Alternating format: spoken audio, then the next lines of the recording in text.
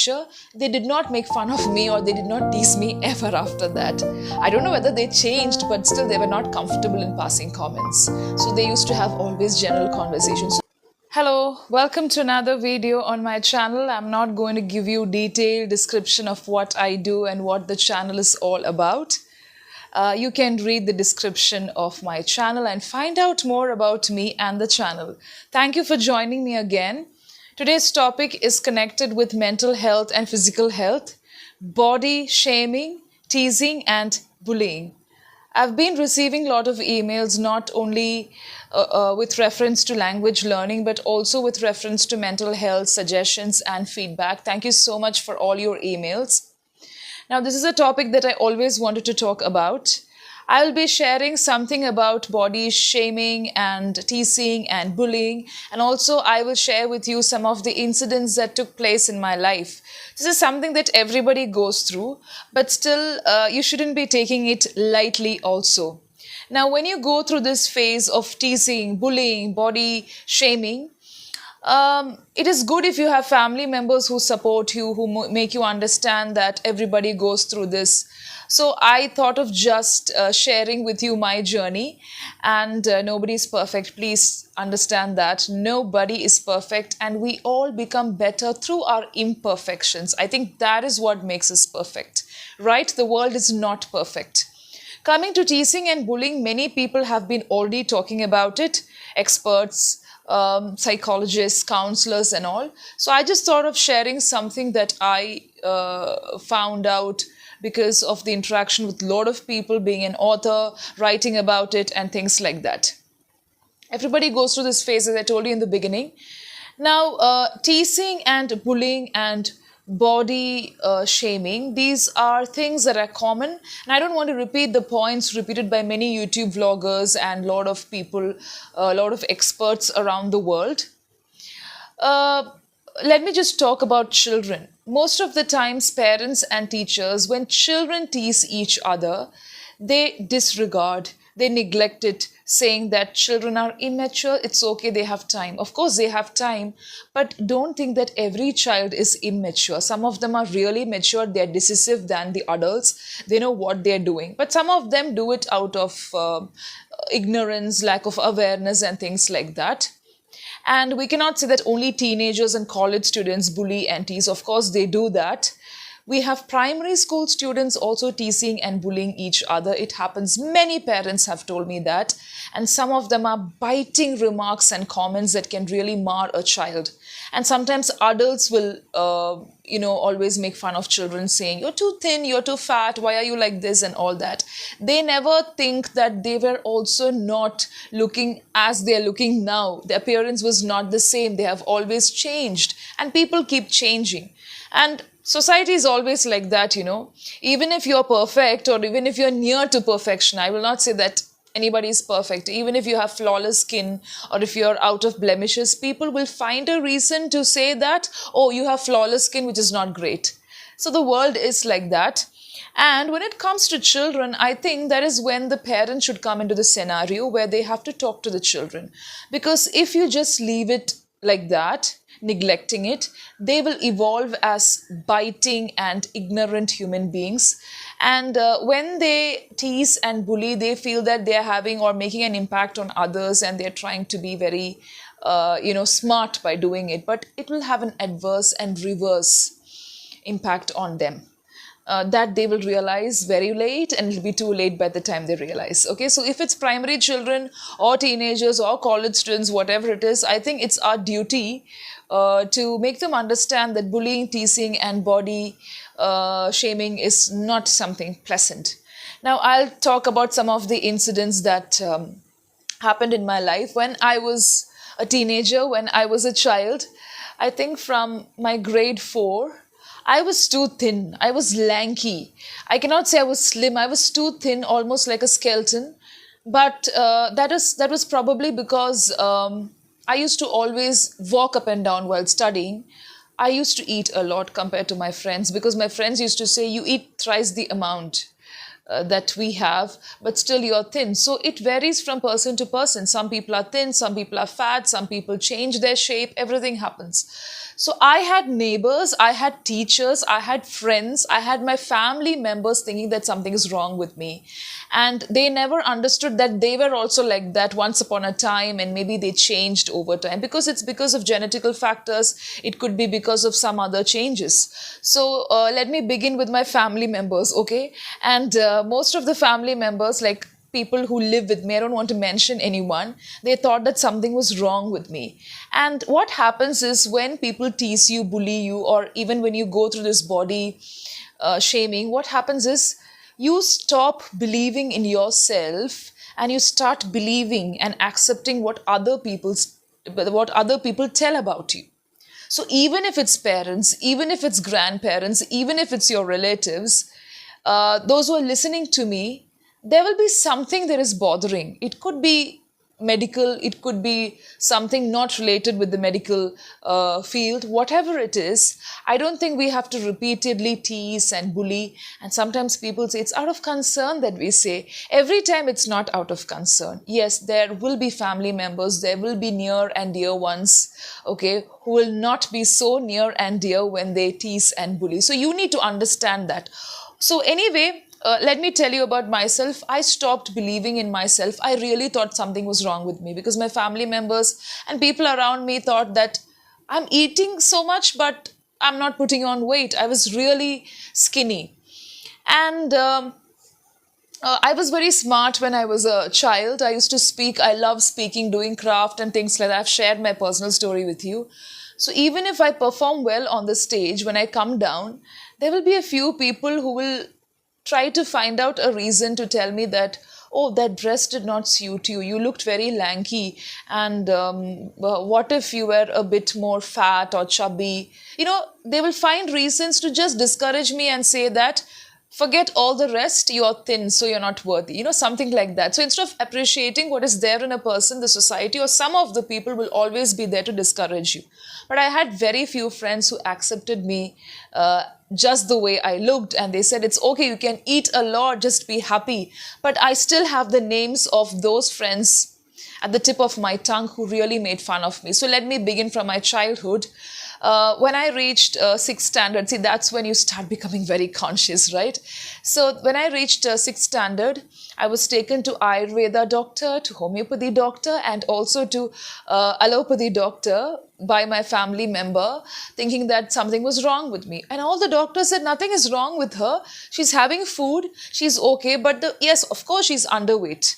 Okay, it's not, it doesn't match the BMI. We always check the BMI. It doesn't match. So maybe she can increase her intake, but it's okay. Children will always gain weight. Some people, they don't gain weight at a very young age. It's okay, give her time.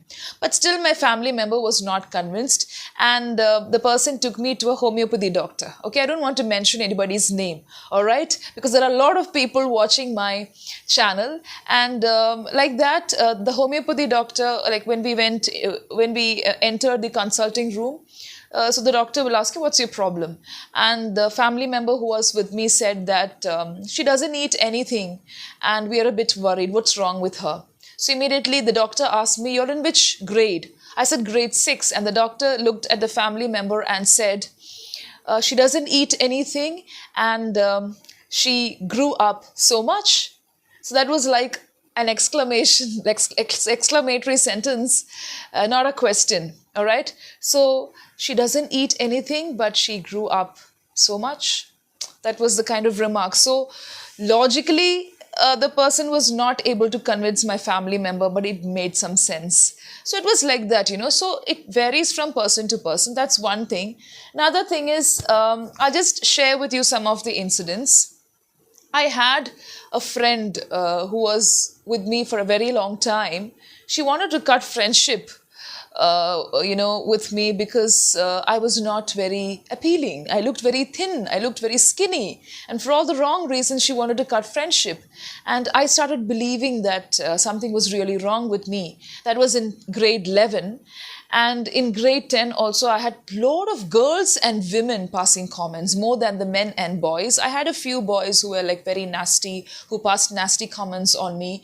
And they always believe that people will never change. So I still have the names of those girls and women who really used to find reasons to tell me, you're so lanky, you're so thin, what is wrong with you? Why your hand is like that? They used to catch the hand. So let me just narrate two, three incidents. The first one was when I was in grade 10, I think so. And there was a person, this particular lady, this auntie, she was working in our school. She was a sports teacher for the primary school, and she was a family friend and also a church member. So she had two daughters, and both of them were overweight. Okay, because they used to dance and suddenly they stopped dancing because of personal reasons. So of course dancers, some of the dancers will know, you start putting on weight when you stop the physical activity suddenly. So it was of great and huge concern. She was really worried more than the daughters. She was actually worried, and she used to always pick on me and all the girls that used to come to her. Like suppose after a meeting or after the school, she will always catch hold of young girls and say, look at your bones, it's protruding. And some of them don't speak out of concern. So from the remark, this is what you have to take a note of. From the way they speak, from the expression, from their tone, you can make out if it is biting or if it is out of concern. And this person, I always noticed, she found it was a delight for her to pass comments in front of others. Okay, so I used to feel embarrassed. I used to avoid this person as much as I could because I didn't want to tell anything back. So this happened for the sixth time, where she used to pick on me and say, look at your bones. Every time it's the same thing. And there was another person also in our church, a priest's wife, okay? She was also like this, similar to the same character, who used to always pick on girls, and especially me, saying that, look at you, so thin. There are a lot of reasons to appreciate a person, but they will not do like that. So one day what I did was, even this priest's wife, she had a daughter who was overweight. So I don't want to take any name, but one day I was really upset and I really felt about the way they remarked. So I thought, it's nice that they have concern, but they should be a bit more concerned when they pass comments in front of others, because that can be really embarrassing. And also in front of people who don't know you, right? So it's like that. And same thing happened one day. They said, look at your hands. And she caught my hands like this and said, look at your hand, it's so thin and skinny, and don't you eat anything? And it was almost close to scolding. So immediately I told her, Auntie, thank you so much for your concern. And I'm happy that you're concerned about me. I will definitely start working from today and I will put on weight. Only if you help your daughter to reduce some weight. Just think about her. If she reduces a bit of weight from here and there, she will look more attractive and more pleasing, right? So I just gave a comment like that in a positive way. I didn't want to hurt anyone, but still I told. So if you help your daughter to lose a few kilos here and there, it will be really nice. She'll look more attractive. And if I put on weight, I'll look more attractive. So till my college days, I did not put on weight, but eventually without doing anything, I started gaining weight. All right. So it changes from time to time, and it's like, you have to keep yourself occupied so that you can regulate your weight. So it's like that. Now thankfully and fortunately, I have weight that matches my BMI, and I'm very close to that. I should say I'm very close to that because I need to keep working. So it's like that. So that those are some of the incidents that took place in my life. And one more incident was when I joined a school. Okay, so there was a person, an old person. She was close to 72 years. And see, she's a person who works for the cause of women empowerment. And I saw her talking to a group of women, group of girls assembled before her. And she was very near to abusing, saying, most of the girls put on weight today because they don't exercise. They don't do any work at home. They're so lazy. And look at me. So it was more of elevating oneself. So there are ways in which you can express your concern and say you need to exercise because today the food is like that, the lifestyle is like that. You can really pay attention to yourself, self-care, all those things you can speak about. But this person was not like that. It was more of abusing, and I could see the expression on most of the participants' face. They were not very happy. It was like, I know that you don't do any work at home. You make your mothers and your mother-in-laws, or you make your family members do work. So I was standing behind because I was also a part of the committee holding the program, and was not very pleasant. So, how do you know whether a person is working at home or not? See, when you look at a person will be fat, chubby, plump, or skinny, bones, or whatever, whatever names you call. It could be because of medical problems, it could be because of hormonal imbalance, it could be because of various reasons, or it could be because of nothing. It's just that the person is like that. Okay, out of concern, you can talk to people. You can say you need to put on weight, you need to reduce your weight because you can face health problems in the future. But as long as a person is healthy, why do you bother? Why do you pass comments on children? Why do you pass comments on adults? So some people are very happy to put down and to discourage people. No matter whatever skill you have, people will always find a reason to put you down. I have been through this, and the most saddest part was that I had a family member who used to compare me with animals, saying that you look like a lizard because I was underweight. You look like a kind of reptile, okay? And look at you, you are so bad, you don't have any good looks. Such kind of remarks used to always haunt me. It's not like how I talk to you now. I used to really feel bad. There were days when I cried, very few days when I cried. But I was very strong to always keep up my confidence. I used to still go on stage, perform in spite of all those things. I had teachers also who used to say, "You're underweight, look at you. It's not good." It's not out of concern. Many of them did not talk out of concern. Many of them just used to make fun like that, and they found pleasure in that. So, teachers, parents, children listening to me, we are no one to pass such comments. Out of concern, you can always talk to a person personally. Okay, you can suggest some exercises, or you can always suggest certain remedies to help you gain weight or lose weight. It is your personal choice.